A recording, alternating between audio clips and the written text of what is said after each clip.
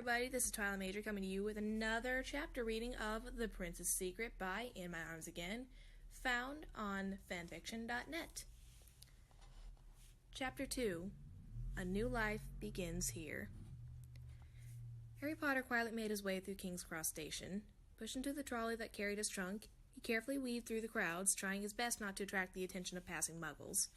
His pace was slow, walking nearly half the speed he had gotten used to in past years. His eyes were also heavy as he waited for that espresso to kick in. The young man, with his unruly hair and lethargic demeanor, stuck out like a sore thumb among the droves of jittery, over-caffeinated commuters. It was rather annoying to be this tired, on this morning of all mornings. Then again, that is what you get for sitting up half the night. But really, how could he sleep with what was on his mind, day or night? He never thought that he would have reason to return to Platform 9 3/4 until that day he would see his own children off to Hogwarts. And yet here he was, and just as he had been for the last 7 years, he was glad to be there, elated even. There was nothing in the world that would change that, especially considering the circumstances. Lord Voldemort was dead. Dead. Gone. Never to return. Harry was to forever be known as the boy who defeated you-know-who. The savior of the Wizarding World. Now all the Wizarding World had to do was start over. Pick up where it was forced to leave off. In fact, it was that very thing that brought Harry to the train station that day.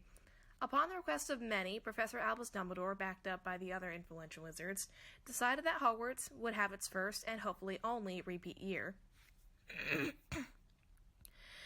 Students would return and repeat the year they had reached when the war fully erupted. Dumbledore stated that this decision came about to ensure that the children got what they deserved out of their education.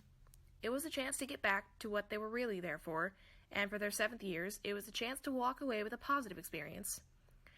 Harry could not have been more grateful for that. After all, it was only a year ago that he and his friends thought that they would never return to Hogwarts Castle as students. Hell, at some points they didn't even think that they would live long enough to regret not going back. Harry couldn't decide what was more of a miracle, that he was going back to school or that he and his friends all made it through last year. When Harry reached the platform that led to the magical gateway, he started to get an extra step in his stride as the morning coffee began to take effect. The eyes behind his glasses began to dart around the area. The muggles around him carried on with their day, dashing for their morning trains with briefcases in one hand and a half-eaten croissant in the other, blissfully unaware of the juicy secret that lay behind the walls. Harry spied the gateway, taking one last look around the station. He gripped the handle of his trolley and dashed right through the wall. He came to a slow, graceful stop on the other side.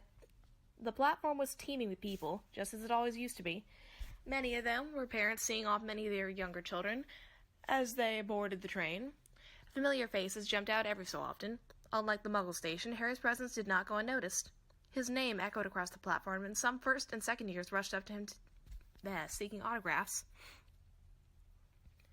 But as he dropped off his trunk to be packed away and got on board, a somber fact slowly became clearer. The train was crowded, but not as crowded as it had been. In light of all too recent events, some had made the difficult decision not to return to Hogwarts. A range of reasons was to blame, whether it was a personal loss or the mere fact that they just weren't ready. Even though some of these people would return in time, it still cast a shadow over the minds of those who had gathered there that morning. After all, there were only missing faces. There were other missing faces that they would never see again. As he walked down the aisleway, looking into compartments as he went, Harry was again stopped by everyone from young attention-seekers to old acquaintances offering a friendly greeting. Handshakes and pats on the back seemed to come out of nowhere as hands reached out of compartment doors. Harry took it all with a quick nod and a humble smile. He did not dislike this newfound interest in him. He expected it, after all. And even though he would never admit it, even in the most polite company, he was a bit more deserving this time. Around, as he actually did something that even the most naive Muggle would call heroic. But still, there was nothing that could change the modest quality in Harry's character. Celebrity and idol status were nice, but he would still carry himself the way he always had. He would be damned if he let his fame go to his head. Harry walked up nearly the entire length of the train until he found Ron Weasley and Hermione Granger in their own compartment, waiting for him. Hermione was leaning up against Ron, who had his arm wrapped around her body. Every so often they would gaze in each other's eyes in a way that Harry could only describe as disgustingly romantic. He knew it was still rather early to be in their romantic relationship, so there was only going to be that long phase of having no ability to keep their hands off each other. But truth be told, Harry still wasn't used to the sight. He didn't have a problem with the idea of it, not one bit. But the sight was a bit odd. It was his two best friends, together, in love even. It was just weird. It was almost as though a small part of him yearned for the days when this was a secret. Ah, well, at least they're happy, he silently told himself for the 100th time. As he sat down across from his two friends, Hermione leaned up to plant a generous kiss on Ron's cheek. "Hey, guys, please," Harry protested. "I understand you're into each other and all, but please try to tone it down a bit. I see enough at home." "And you think that it doesn't bother me to watch my best mate snog my sister?" Ron inquired as Hermione pulled away again. "At least Ginny and I try not to snog it in your general area. If you happen to walk in on us, that's your own fault." Ron looked at Hermione, and she shook her head at him. "Don't look at me. I agree with Harry on this one."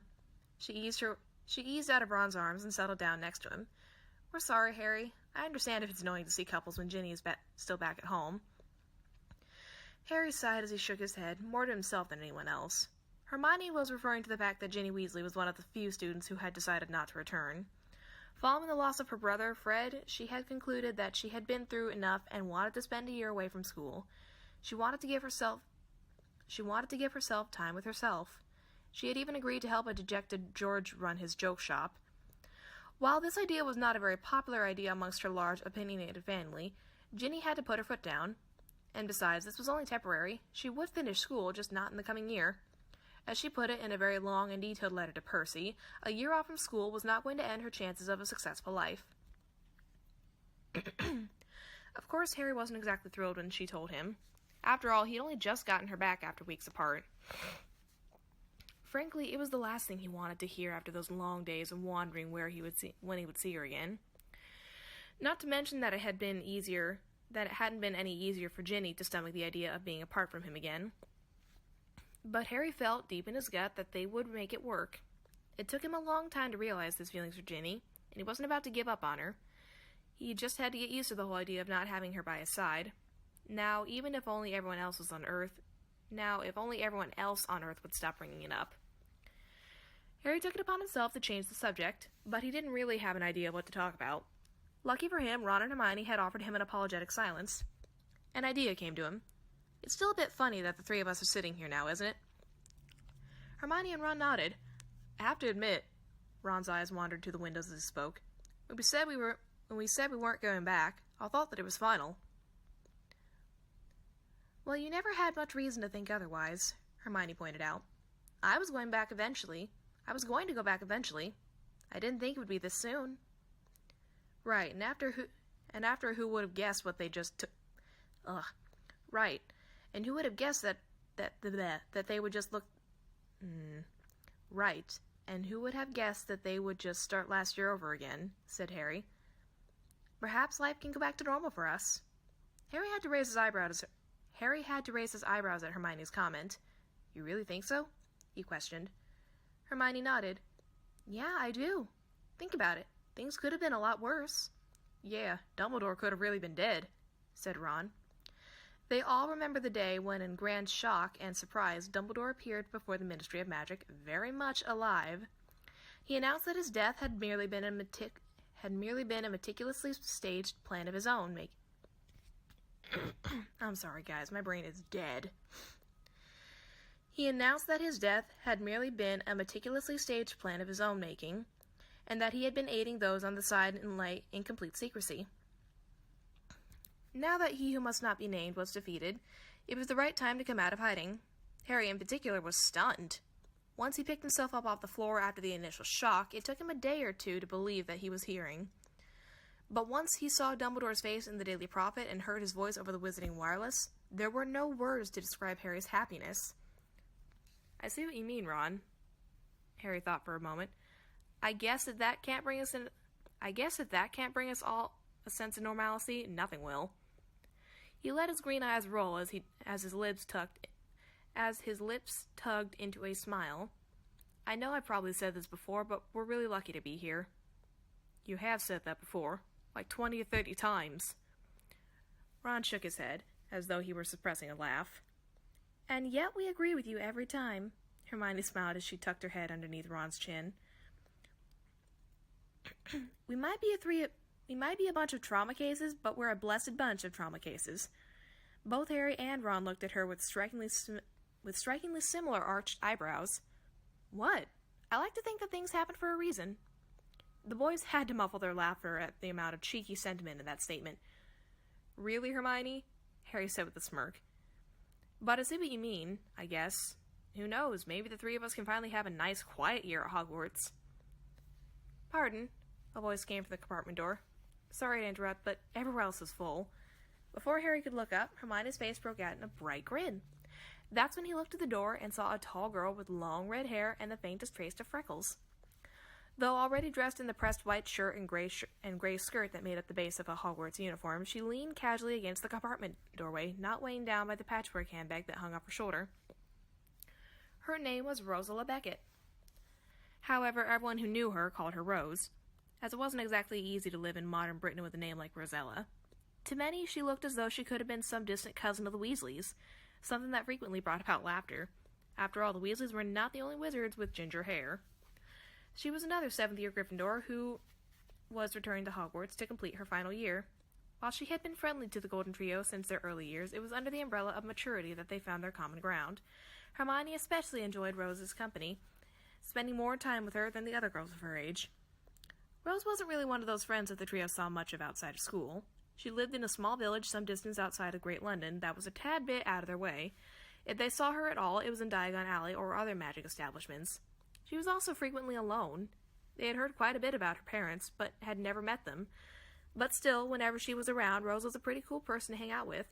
To borrow a phrase Harry once heard from Hagrid, she was just another one of the good old Gryffindors. I hope you don't mind, Rose continued, cracking a smile. Ah, Rose, you don't have to ask, said Harry. Ron got up and sat down next to Harry in order to let Rose sit next to Hermione.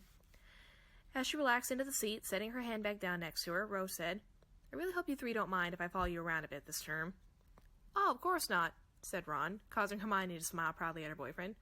You're not as much of a bother as the other people here. Hermione's smile disappeared as she looked at Rose. He is right, said Rose matter-of-factly. I passed a bunch of Slytherins on my way back here, and really, I don't think they've changed much. They're already at it with talking about people behind their backs. Harry raised his eyebrows. You would think that after last year, some of them would lighten up a bit. All in good time, I guess, Rose shrugged. It was a bunch of third years anyways. There weren't in much of a place to be affected. It's not like they were the ones on the front lines of that battle. The way we were? Asked Harry. Rose was quiet for a moment before she said, Yes, and you're one to talk. Hermione leaned up against the seat, cracking her knuckles as she did so. Oh, you have got to ignore them. They should realize how lucky they are to have the chance to finish school. I'm sure you heard us talking about that. I did. Rose nodded in agreement. I couldn't have put it any better. The compartment was filled with 4 satisfied sighs before a stretch of silence. Harry leaned back into the cushions as Hermione tucked herself into the corner of her seat to look out the window. Rose also kicked up her feet and crossed her legs. Ron sat forward, getting his companion's attention. I just thought of something. I heard the most ludicrous thing this morning. You know, about Hogwarts. Oh, do tell, said Rose, leaning in closer. In spite of her opinions of bothersome Slytherins, she was always up for a little gossip. I heard that Dumbledore is bringing Snape back to teach again. What? Exclaimed Harry, Hermione, and Rose together in instant shock. Yeah, apparently Dumbledore says that he deserves to have his job back, so he's going to give it to him. Cracks suddenly appeared in whatever joy any of them had for returning to Hogwarts. Of all the people that they wanted to see back at the castle, even Professor Severus Snape was among the last. Even though there had been plenty of news coverage praising the man's actions, it didn't stop Snape from becoming one of the most controversial figures in recent wizarding history. To say that people had differing opinions on his character was an understatement. In fact, the 4 friends knew of other students who struggled with the apparent truth. Actually, some continued to say that he was so vile that he might as well have stayed at Death Eater. All right, as much as I respect Professor Dumbledore, what is he thinking? Asked Harry. You know, that's exactly what my mom said when she read about it in the Prophet this morning, said Ron. It was in the Prophet? Rose raised her eyebrows. God, I need to get that subscription. I'm surprised there hasn't been an uproar protest. "It might be a little late for that," said Harry. "I guess Dumbledore has the public convinced." "Precisely," Hermione jumped in. I would think that the public would only allow it to happen if they knew Dumbledore was keeping him on a really short leash." "Pity to the Muggles who just sent the children off to be taught by a slightly unstable former servant of his who recently deceased." Ron laughed. At that, Rose abruptly got up and went for the door. "I've got to see this for myself." "Where are you going?" asked Hermione. "I'm going to find a copy of the Prophet. There's bound to be at least one on this damn train." Before she left, Rose went into her handbag, still sitting on the seat, and brought forth a few silver sickles. She tossed them to Harry. "When the trolley comes in this way, get me a package of pumpkin pasties, will you?"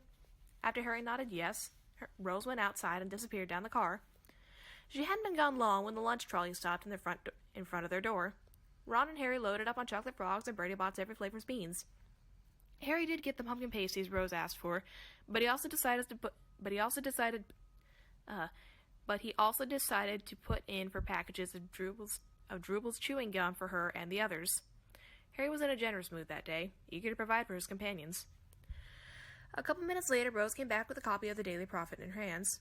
Her eyes were going up and down the front page, looking for the headline. She sat down next to Hermione and opened the paper. She then dug into her handbag again and out came a thermos of what turned out to be hot tea. Harry tossed her the treats. She noticed the Droobles and said, "Oh, Harry, I think these are yours." She tossed them back. "Oh, no, I bought those for you." "Why?" "I'm just feeling generous today. Had some extra money, so it was no trouble." "Aw, thanks, Harry. You're such a sweetheart. Ginny is a lucky girl." Rose ate one of the pasties and looked down back at the paper. She fiddled with the Droobles wrapping as she glared at the parchment. "Yes, here it is." She pointed the article out as she read it aloud for her friends to hear. "Former Death Eater to teach classes again." Though many announcements have been made about the reopening of Hogwarts School of Witchcraft and Wizardry, the most shocking of these declarations came yesterday morning. While in a conference concerning the status and staff of the legendary school, Headmaster Albus Dumbledore announced that Professor Severus Snape, the former headmaster and war hero who has been a subject of our pages for 4 months, will be returning to Hogwarts to teach in the coming year. Professor Dumbledore explained that Professor Snape, age 39, would be restored to his original post as Potions Master, instead of his most recent position as the school's Defense Against the Dark Arts teacher. This announcement comes only 10 weeks after Snape was tried by the Ministry of Magic for alleged actions and ties to He Who Must Not Be Named, and found innocent. However, the decision to put him back in the school environment was not a popular one, as some were still questioning Snape's motives and loyalties. When asked about his decision to reinstate the former Potions Master, Professor Dumbledore stated, "I saw this as my opportunity to give back and reward a brave man for his perilous deeds, and it is my opinion that it would be the ideal choice in any circumstance. I believe Professor Snape to be a good teacher, an excellent Potions Master, and a fine wizard. Therefore, I am giving him and the students the chance to start anew and continue on as they always have." Professor Dumbledore went on to say that Snape's loyalties have always been with the side of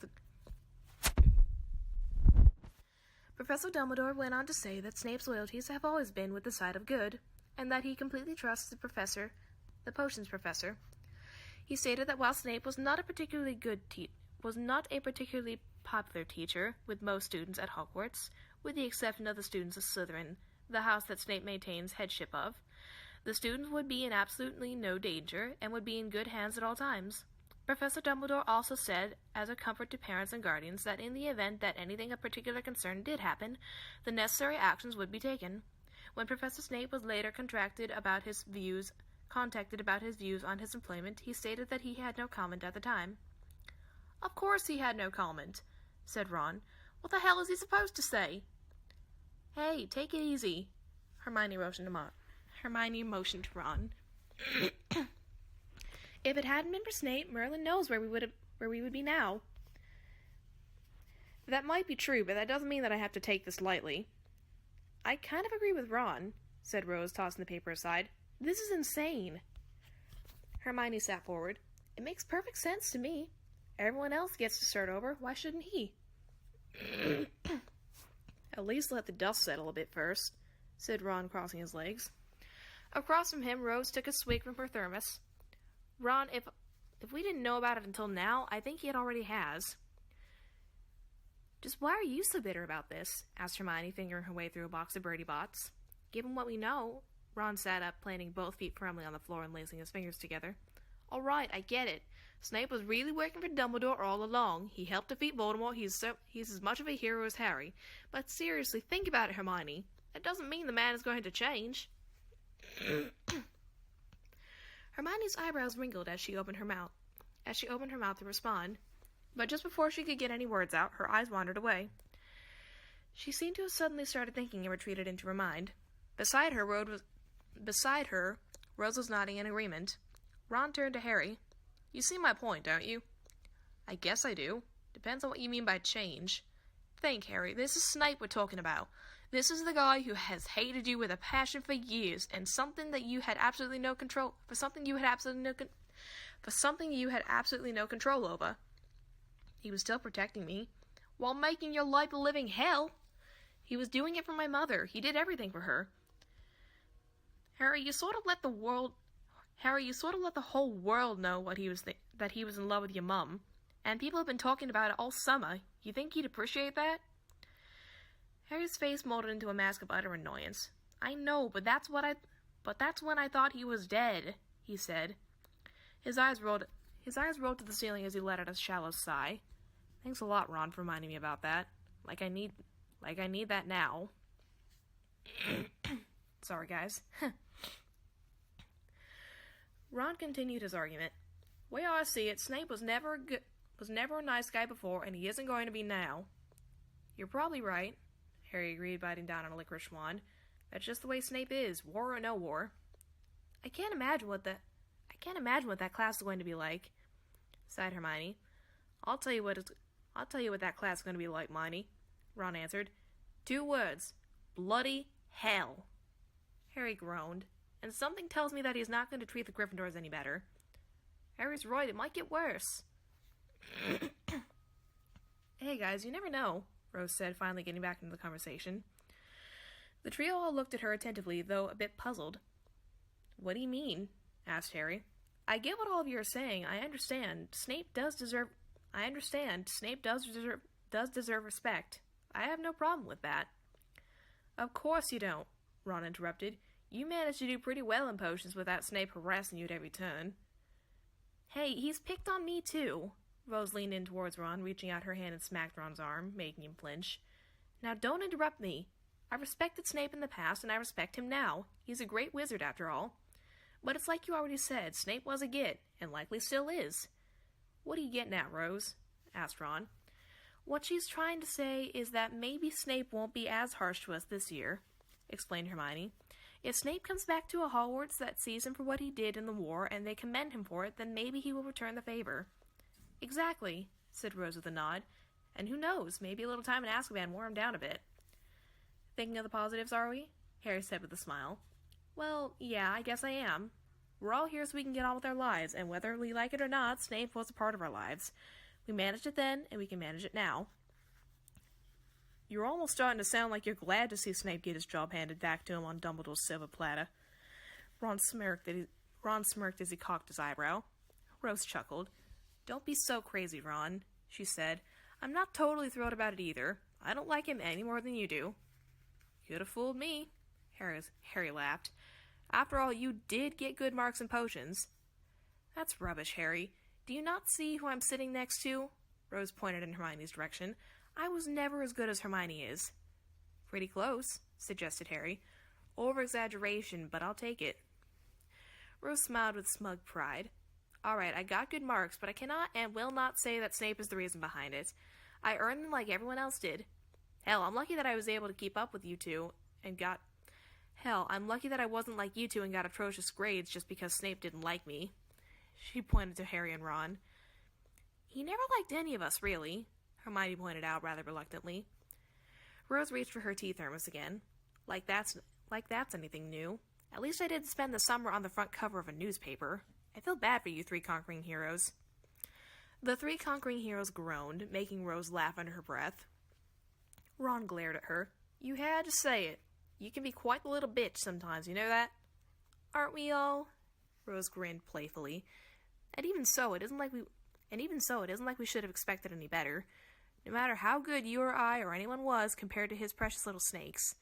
Did he ever give us any credit? No. The girls said this together, wagging their fingers. The boys rolled their eyes. Harry was sighing into his hand, which had slowly come up to his face. Rose noticed this. "What's your problem?" she asked with a laugh. "Nothing, it's just that you two are so cute when you have a moment." "So are Hermione and Ron, but you don't acknowledge that." There was a brief moment of honest laughter at Harry's expense. He tried to sway the conversation off of him again. But you know what? The more I listen to you all, the more I agree with Ron." Hermione frowned. "That just doesn't seem right. We have every reason in the world to see Snape in a new light, and you're still sitting here blaming him for our problems." Oh, Hermione, I don't think we're doing quite that," said Harry. "Old habits die hard, mate." Ron chuckled as he lightly punched Harry's shoulder. He suddenly glanced in Hermione's direction, getting her attention with the mere blink of his eye. "Why don't we let Snape decide what's going to happen?" "Oh, yes, I agree," Hermione said in a way that suggested that she was distracted, slowly beginning to inch her way over to Ron's side of the compartment. It very quickly became apparent to both Harry and Rose that their conversation was indefinitely over as the bushy brunette settled into the crook of Ron's arm. Harry almost squirmed at the prospect of where this was heading. Rose, meanwhile, took a little pleasure in suddenly having the seat to herself, kicking up her feet and stretching out her legs. She noticed the look on Harry's face and giggled. "Come on, Harry, I'll rescue you." Rose bent her legs back. Harry quickly hopped over to the other side and settled into the empty space. He noticed Rose's hand out of the corner of his eye, holding the cap of her thermos. "Tea?" she offered. Harry reluctantly took hold of a small cup of scalding hot liquid and gulped it down. "Thanks," he said, coughing against the heat. Gee, you're taking that like it was something more substantial than just Earl Grey." You're talking like that was something more substantial than just Earl Grey." Rose took a whiff of her tea. "Maybe I should add something to it sometime. A little rum might not hurt." It seemed that was more directed to herself. She looked up at the couple across from them. Ron and Hermione were nuzzling into each other, the looks in their eyes showing just how oblivious to the world they were. Rose and Harry exchanged looks. "Still not used to that?" asked Rose, indicating the lovebirds. "I don't think I ever will be." Harry shook his head, his gaze traveling out of the window, watching the passing flashes of green and gold that was the English countryside. "It doesn't bother you?"